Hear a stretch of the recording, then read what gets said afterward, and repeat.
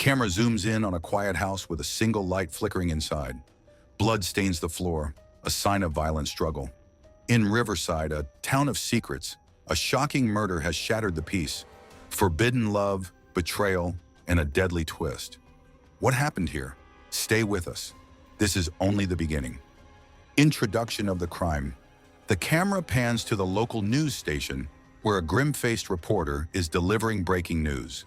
The serenity of Riverside, a town renowned for its tranquility and neighborly warmth, is shattered on the morning of July 14th. News spreads like wildfire. Emily Thompson, a promising 21-year-old, has been found dead in her home. When police arrived at the Thompson residence, they were confronted with a gruesome scene far more sinister than anyone could have imagined. Emily's stepmother, Sarah Thompson, quickly became the prime suspect, but a tangled web of lies, betrayal, and murder. The community is left in shock, grappling with the revelation that the crime is not just a tragic accident, but a twisted tale that would forever change how they viewed their peaceful lives. Background on victims. Emily Thompson was not just another headline. She was a bright young woman with a future as vibrant as her smile. A dedicated psychology major at the local university, Emily had dreams of becoming a therapist, of helping others navigate their own struggles. Her friends remember her as a radiant personality, someone whose laughter could light up the darkest room.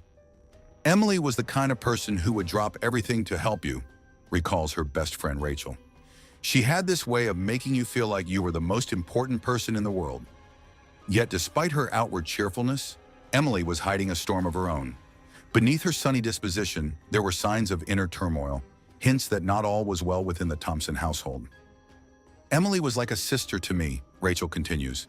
We shared everything, or at least I thought we did. She never really opened about what was happening at home. I wish she had. Maybe things could have been different.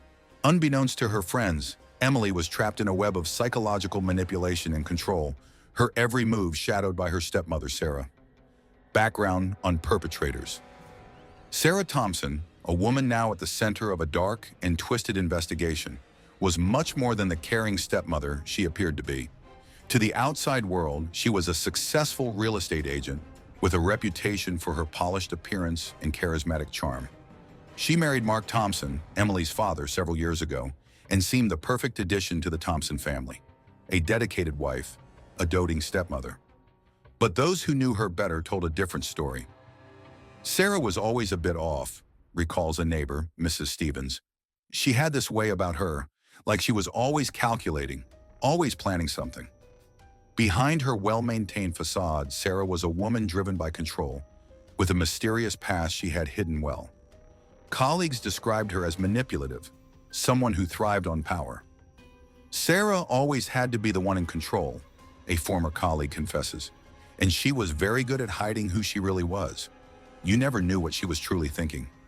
Rumors of deceit and betrayal trailed her, hinting at a dark history that belied her seemingly perfect life.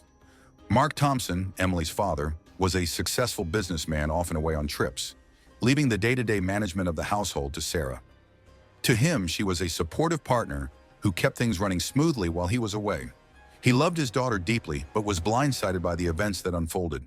He had no idea that his trust in Sarah would be his fatal error. Description of the crime scene. The scene of Emily's death was one of horror and chaos, the kind that chills the soul. Emily's bedroom, once her sanctuary, was now the setting of a brutal confrontation. The bed, once neatly made, was now in disarray. The sheets were torn and stained with blood, suggesting a violent struggle. The walls bore the dark, crimson marks of a struggle, blood spattered in a way that spoke of desperation and terror. On the desk, Emily's diary lay open, its pages smeared with blood. The entries, written in hurried, shaky handwriting, hinted at a growing fear and sense of entrapment. "I feel like I'm suffocating," one entry read. "I don't know who to trust anymore." There were signs that Emily had fought hard for her life, a chair knocked over, a lamp shattered, but ultimately she had been overpowered. The scene was a tragic tableau, a stark reminder of betrayal and the horrifying realization that her greatest enemy was someone she should have been able to trust. Timeline of events. The timeline of events leading up to Emily's murder unfolds like a sinister puzzle, each piece revealing a deeper layer of the nightmare. June 30th, Emily confides in her best friend Rachel, expressing unease around her stepmother Sarah. She hints at a growing tension in the household but is hesitant to provide details, as if she is afraid of the consequences of speaking out. July 10th, Emily is last seen in public at a local coffee shop, accompanied by Sarah. Observers later recall an unsettling tension between them. Emily appeared withdrawn, her eyes darting nervously, while Sarah seemed overly watchful, as if monitoring her every move. July 13th, Mark Thompson departs for a business trip, leaving Emily and Sarah alone in the house. It is the last time he sees his daughter alive. Sarah is calm, too calm, as she bids him goodbye, her demeanor eerily composed. July 14th, Museum. Neighbors report hearing a loud argument coming from the Thompson residence. The voices are raised, angry and filled with emotion, cutting through the still night. Some neighbors recognize Emily's voice, frantic and pleading, but dismiss it as a typical family squabble, choosing not to intervene.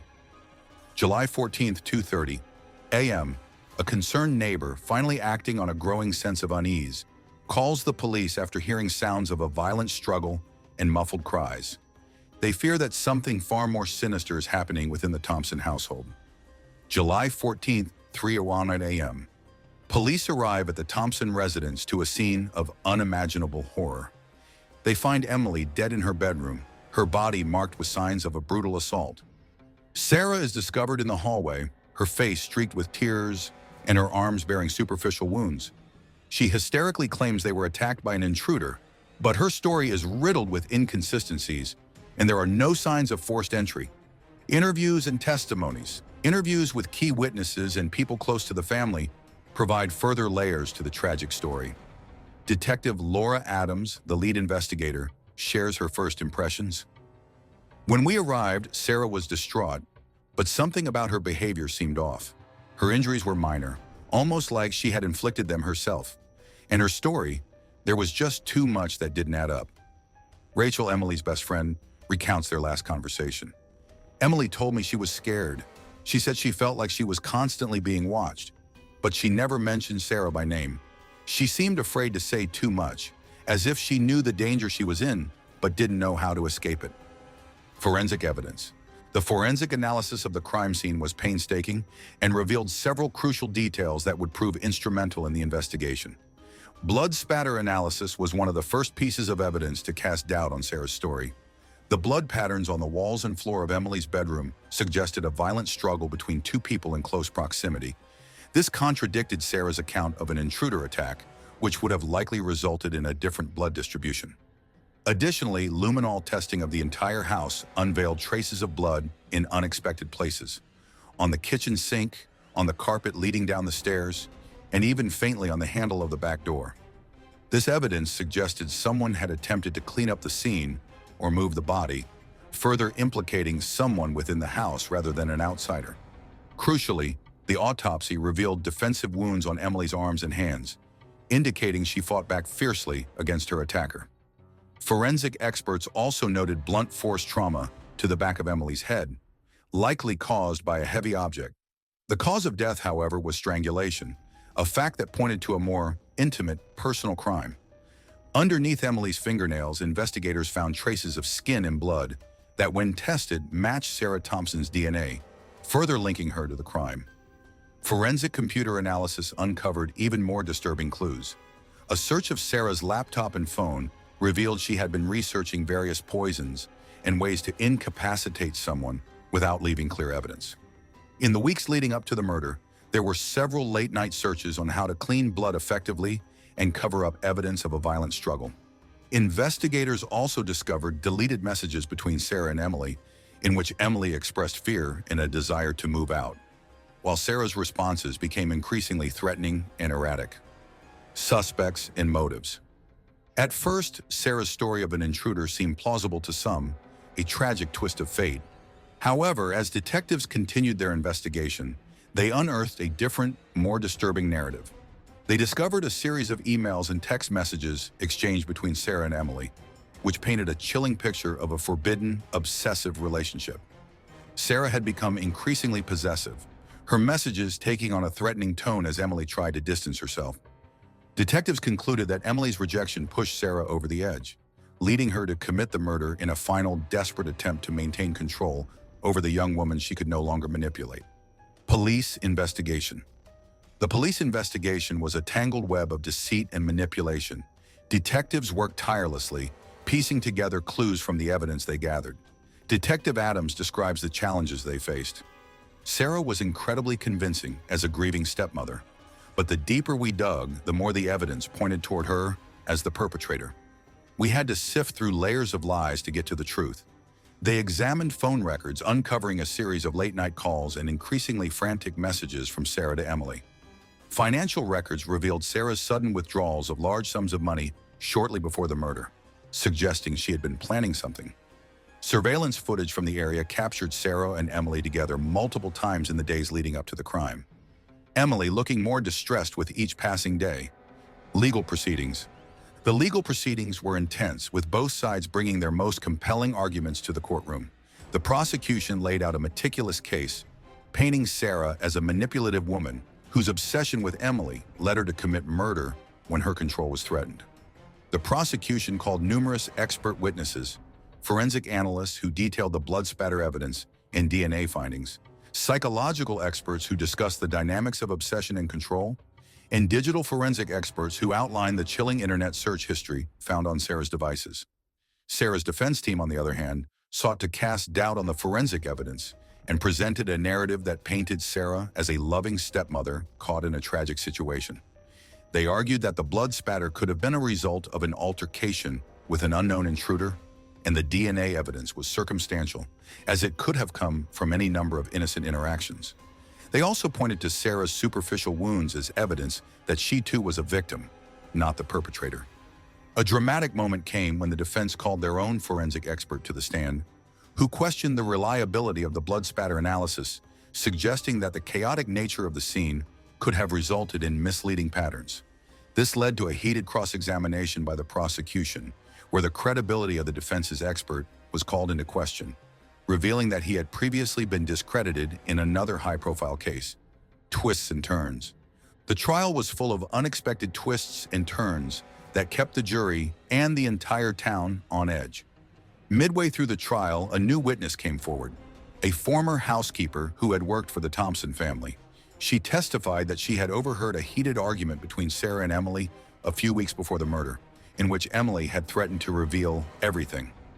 This cryptic statement suggested there were secrets yet to be uncovered, further implicating Sarah in a cover-up.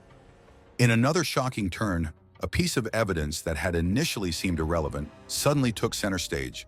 A set of love letters discovered hidden in Emily's room were addressed not to a boyfriend, but to Sarah.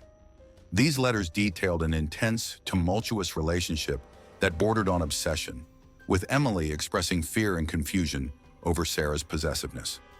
The prosecution argued that these letters provided a motive. When Emily tried to end the relationship, Sarah's response was violent and fatal. Yet another twist came when the defense attempted to introduce a new theory, suggesting that Emily's death was a tragic accident and that Sarah, in a state of panic, had tried to cover it up to protect her reputation and her marriage. They proposed that Emily had become aggressive and that Sarah, in a desperate act of self-defense, had caused her death unintentionally. This theory, however, was quickly dismantled by the prosecution, who highlighted the meticulous planning suggested by Sarah's internet search history and the physical evidence of a deliberate, sustained attack. Verdict and sentencing. After weeks of intense courtroom drama, the jury was sent to deliberate. The atmosphere in the courtroom was tense, filled with a mix of anticipation and anxiety. After 3 days of deliberation, the jury returned with a verdict.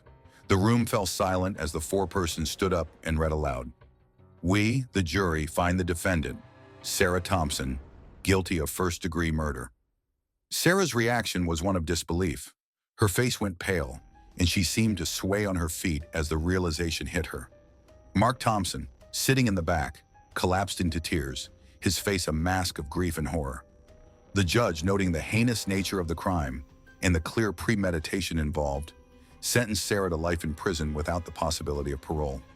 This was not just a crime of passion, the judge stated. This was a calculated act of violence, driven by a twisted sense of possession and control. The sentencing brought a measure of closure to some, but for many in Riverside, the emotional wounds left by Emily's murder would take much longer to heal. Outside the courthouse, protesters from both sides gathered, some calling for justice, others claiming Sarah had been wrongfully convicted. Impact on the community. The murder of Emily Thompson leaves deep scars on the Riverside community. Once a place where everyone knew and trusted their neighbors, it is now a town marked by suspicion and fear. The residents, who once took comfort in their close-knit relationships, now look at one another with a wary eye, questioning what secrets might be hidden behind closed doors. Emily's death also ignites discussions about the hidden dangers within seemingly perfect families and the insidious nature of psychological manipulation and abuse. Victim advocacy. In the wake of the tragedy, Emily's friends and family come together to establish the Emily Thompson Foundation, dedicated to helping young women in abusive or manipulative relationships.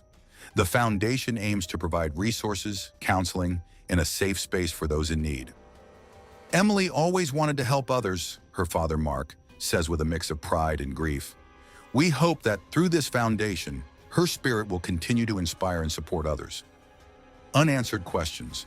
Despite the guilty verdict and the subsequent sentencing, numerous unanswered questions continue to haunt those involved in the case. Why did Sarah become so obsessed with Emily in the first place? Was there a catalyst that triggered her descent into such dark and dangerous behavior? Or was this obsession something that developed over years? What was the nature of the relationship between Sarah and Emily? Were the love letters genuine, or were they part of a more complex manipulation? Mark Thompson's role also remains shrouded in mystery. Was he truly unaware of the toxic dynamics unfolding in his own home? Did he suspect something, but choose to turn a blind eye? Perhaps out of fear or disbelief? Was there something more he could have done to prevent the tragedy? And finally, are there other victims of Sarah's manipulation who have yet to come forward, afraid to speak out? Or are there other layers to Sarah's past that the investigation has yet to uncover? The case of Emily Thompson may be closed, but the shadows it casts continue to linger, leaving a trail of unanswered questions and a community still grappling with the dark secrets that lay hidden behind the seemingly perfect facade of a troubled family. Conclusion and aftermath.